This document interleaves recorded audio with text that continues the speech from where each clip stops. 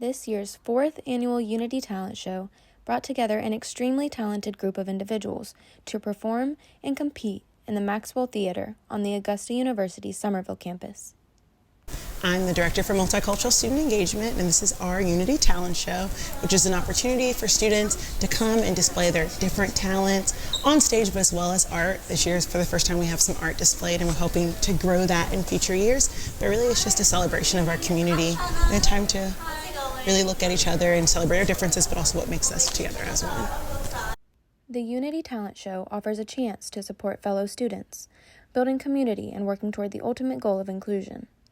Attendees were able to sign a Unity illustration and given a t-shirt before entering to see the show. Multiple students' paintings, drawings, and photographs were displayed before the entrance to the theater, where individuals were welcome to admire the art. I am a dancer on the AU Shakara team, and it is an Indian cultural fusion dance team.